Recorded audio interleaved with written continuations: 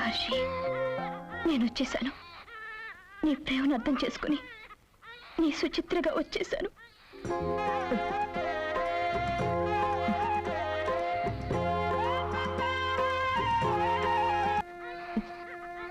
సుచిత్ర, ఒక్కటి మాత్రం నిజం. నీ ప్రేమను పొందటానికి నేను ఎన్నుకున్న మార్గాలు తప్పేమో నాకు తెలీదు, కానీ నా ప్రేమ మాత్రం నిజం. My love is true. నీ బిడ్డగా పుడతాను సుచిత్ర. కనీసం అవర్మైనా ప్రసాదిస్తావా? ప్రసాదించు.